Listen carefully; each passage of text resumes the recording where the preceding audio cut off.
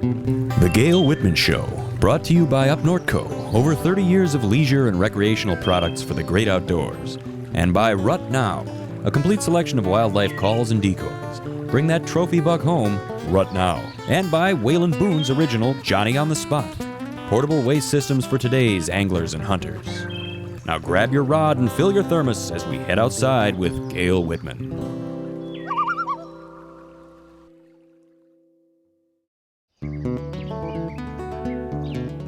Another gorgeous day for fishing. Isn't this a beautiful spot? Every day I'm out in nature, I'm just amazed how wonderful it is.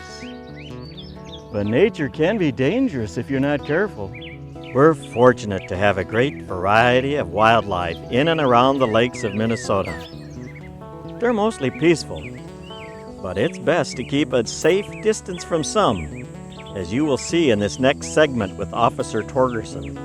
Parents, we feel it's necessary to warn you that the following material may not be suitable for children.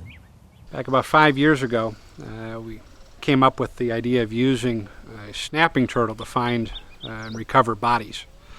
You see, snappers got an uncanny sense of smell. You put them in a lake, they'll go straight to a dead body. And unfortunately, from time to time, we've got dead bodies we need to recover. The floaters, those guys are pretty easy to find, and they stink. You can find them pretty easy. It's the sinkers, or the ones that get caught up in some stuff. Those are the tougher ones. We got ourselves a little turtle, captured and tagged a small snapper, called him Jack, put a radio transmitter on him. Now anytime we would lose a body and need to go and recover, we would simply put Jack in the water and follow him directly to the body. And it worked out pretty slick. Then one day we're out here at Big Lake and lost him. Disappeared right off the tracking device. A couple weeks later, some swimmers found washed up on shore the radio transmitter, so haven't seen him since. So about 2 weeks ago, Skip Lebowski, he gone missing out here on the lake, suspected drowning. We didn't have Jack around, so we had to do a good old-fashioned scuba search. I am certified search and rescue and search and recovery. So I was out in about 25, 30 feet of water right out here, swimming a standard grid formation, and that's when I looked up and saw a shadow. It was a big shadow.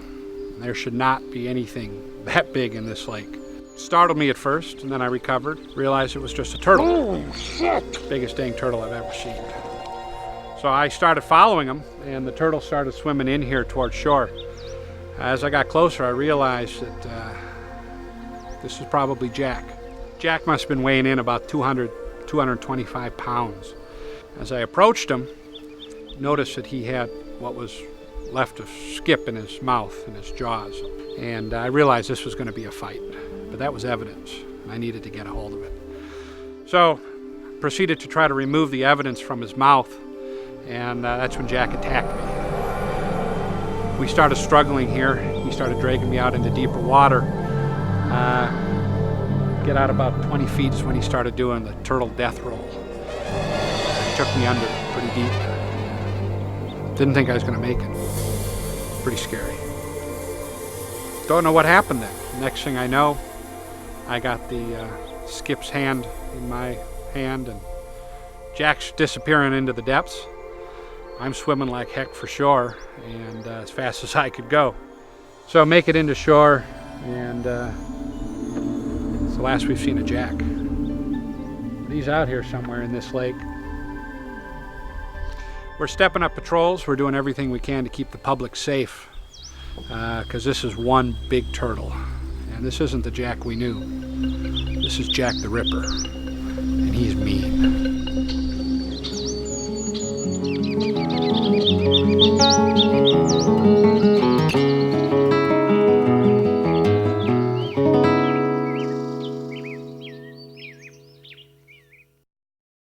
Beautiful fish altogether. I tell you what, she's pretty, she's gorgeous. I am going to let this fish go, guys, okay? I can't stress enough the fact of setting that hook as hard as you can. That's a crucial key element when muskie fishing. I'll put you on the fish, I'll get you there. That's my job, and I'll do it. I do a pretty good job of it for most of my clientele. But then again, Mother Nature has a way of sticking her hand into things too.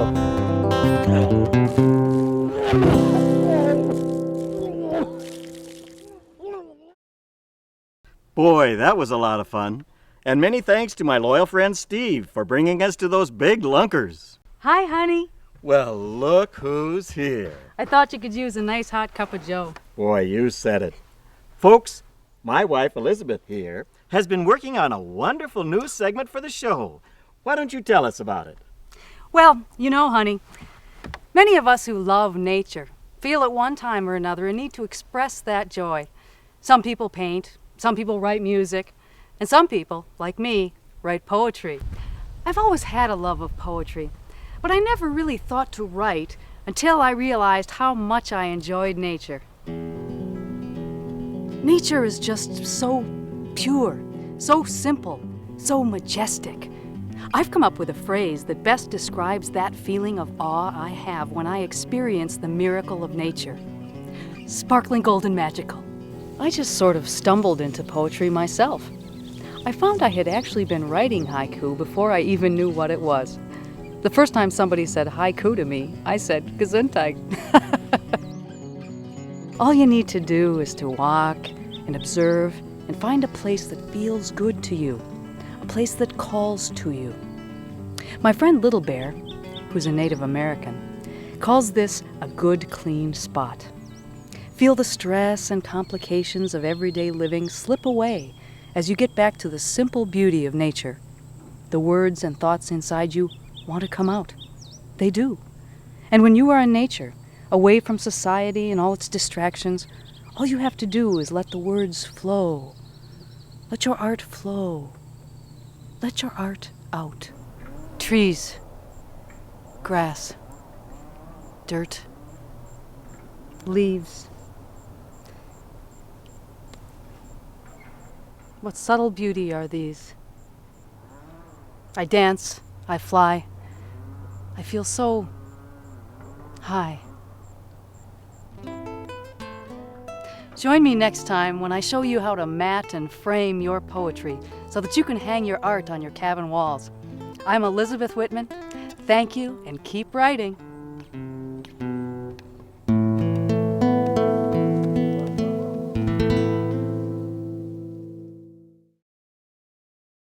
You know, I've been tracking around for years in the wilds of the Northland. And I've been in some pretty tight places. Places where shelter is hard to come by, and the vehicle is beyond range. And the dinner that you eat depends on the food that you can find. Now, nature will provide you with enough food for you to survive, but you must have a good knowledge of edible plants. Tasting or swallowing even the smallest portion of some plants can result in severe discomfort, extreme internal disorder. Folks, you could even die. That's right, Gale. Like when I tasted some wild mushrooms and became very sick and delusional. I remember getting really hot and starting to take off all my Thank clothes. goodness you survived, Scotty. That's right. If you have any doubt as to the edibility of any plant, be sure you apply the universal edibility test before eating any part of it. You want to make sure you don't eat anything for 8 hours before starting the test. Now let me tell you folks, with the freezer full of walleye, that's the hardest part of the test. Now the first step is to check for contact poisoning. What you want to do is take a piece of the plant that you're going to be testing and rub it on the inside of your elbow or wrist and check for any reaction. About 15 minutes should be enough time to indicate any reaction to that plant. Before you put any plant in your mouth, put a small piece on the outer side of your lip and check for any itching or burning. If there is no reaction, thoroughly chew the plant and hold in your mouth for 15 minutes. Do not swallow. If no burning, numbing, itching. Gale, you didn't swallow it yet, did you? If any ill effects occur, induce vomiting and drink plenty of water.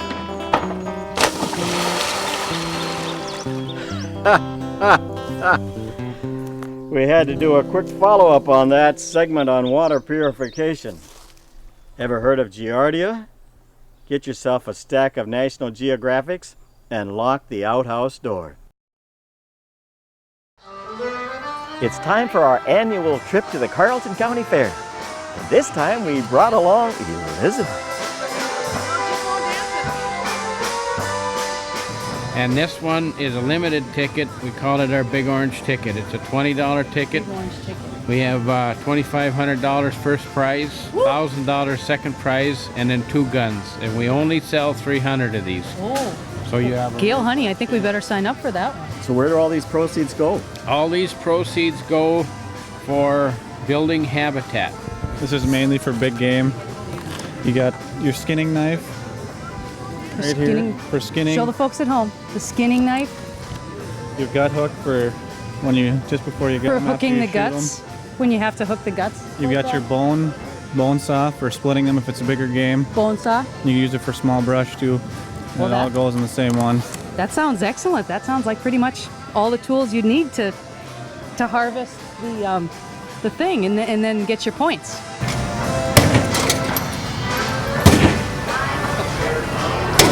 Elizabeth Whitman here. We're here at the Barnum United Methodist Church car bash. We've been watching this young man bash this car, so we're just going to interview briefly our angry young man. What's your name, angry young man? My name's Luke. Luke. Isn't that a perfect name for an angry young man? So Luke, what is it that made you want to bash the car? I don't know. It was just sitting there all bashed up, kind of made me mad. Kind of makes you angry? Just decided you could take a few whacks? Yeah. It looks like you did a pretty good job, Luke. Do you practice this kind of thing at home? Nah. It just comes naturally to you? Yep. Are you from Barnum, Luke? Yes, I am. Lived here your whole life? No. Last couple of years. What do you think of it? This is about the most exciting time of year. Just like a booster you wore. Come back, blue lady, come back. Don't be blue anymore.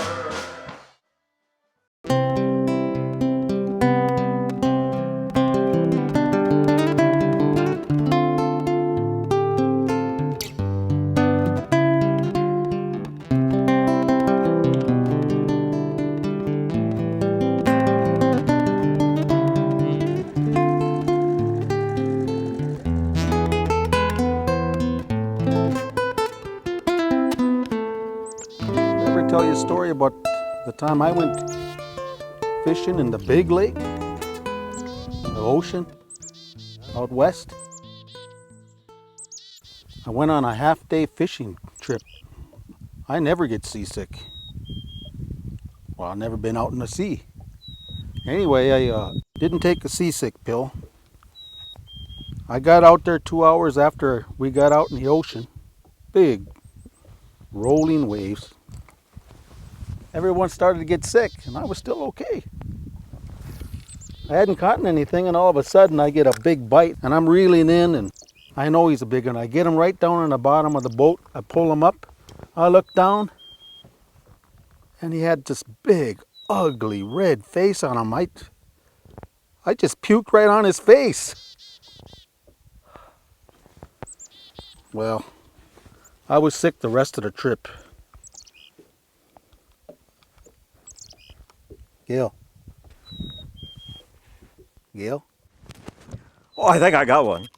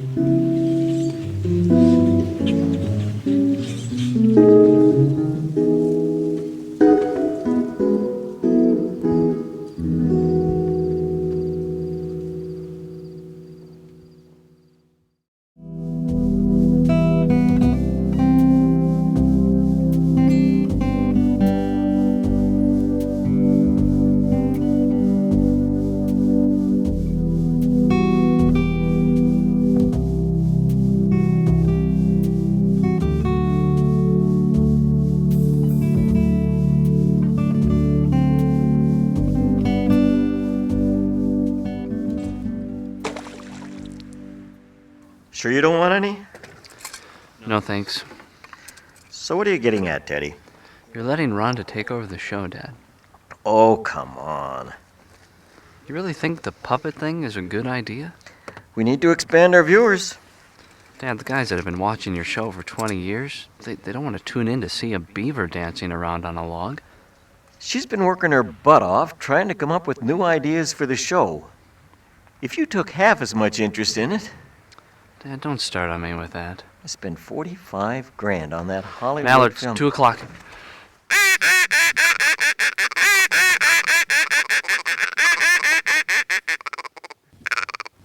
Ah, they're spooked.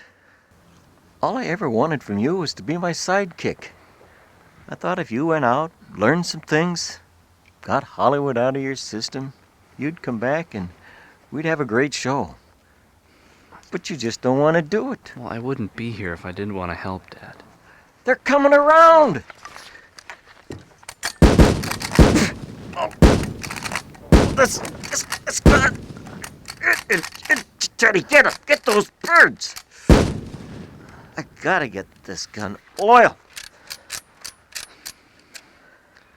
Look, I want to help with the show, Dad, but you can't treat me like a son.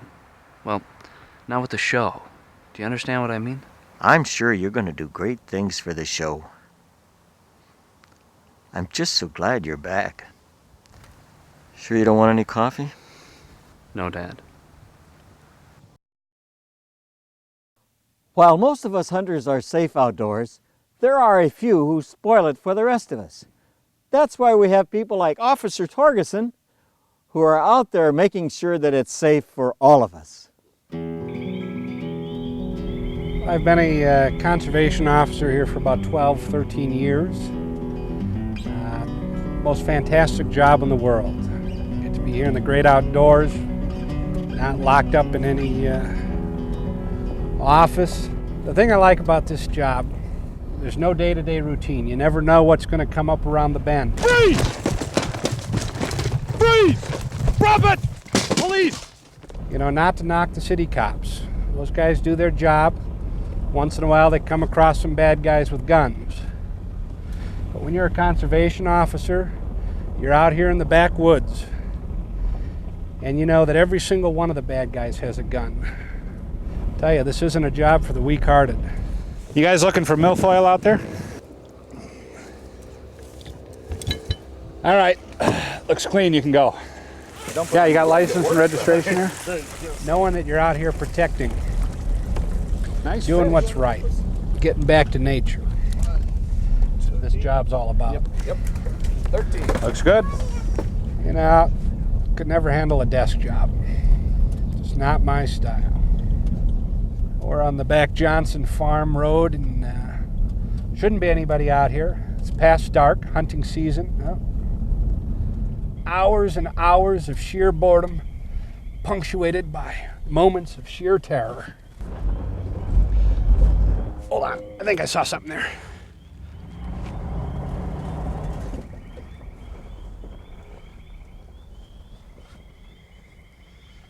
Right in there. Something moved. There it is, right there. Freeze! Freeze! Drop it! Drop it! Drop the gun, police! Get down on the ground! Down on the ground! Okay. Hands behind your back. Hands behind your back. Don't struggle. Okay? Think you're gonna get away, huh? Don't go poaching in my woods. Let's see what I bagged here, huh?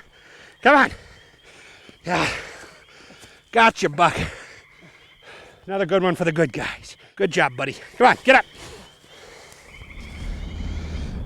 Nothing quite like a good chase. Tell ya, it feels good knowing I got another guy like that out of the woods. He had 3 pelts with him. Lord knows what he would have been done if, how many more he would have been able to get away with if I hadn't been there to stop him. It's a good feeling. Know that you're making a difference. Knowing you can go home, sleep easy at night. and did my job to make this a better place, safer woods. That's what it's all about. That's what it's all about. Hey there, how much, you got special law enforcement rate? Yeah, $5. $5? I haven't changed it yet. All right. Yeah, okay. Great deal, great deal. Thank you.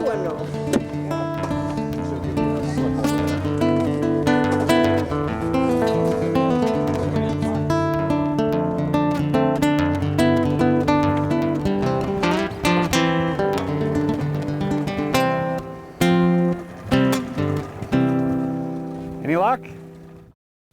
I don't know where I'd be right now without Frank Nelson and Associates. Attorney Frank Nelson, your legal counsel of the North Woods. Initially, I was concerned about opening up a law office in this part of the country, but I quickly discovered how important my services were to the folks in this region. Accidents happen out in the woods.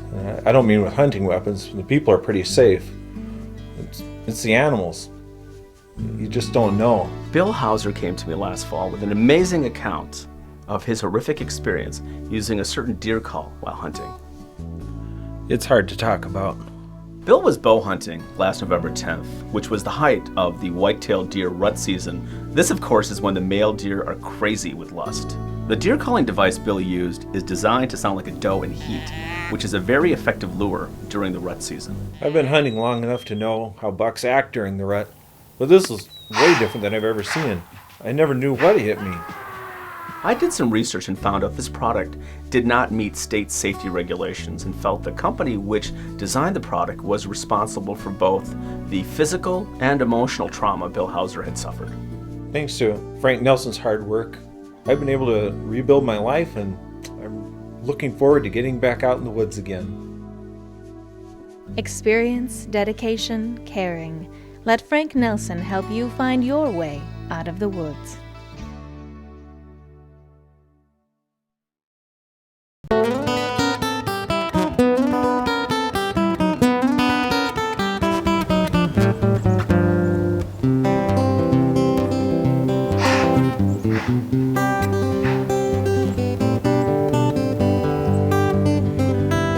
Me, Margaret!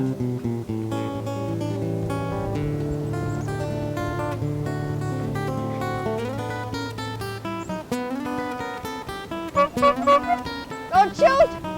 I'm going to get my mail!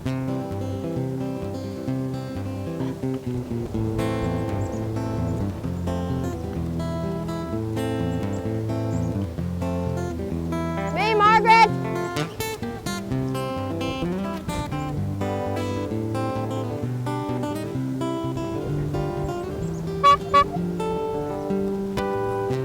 It's me!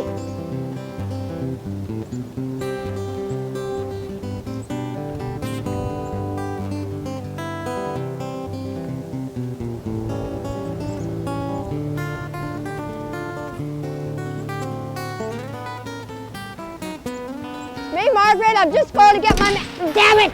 Oh. Damn it! Damn it! Damn it!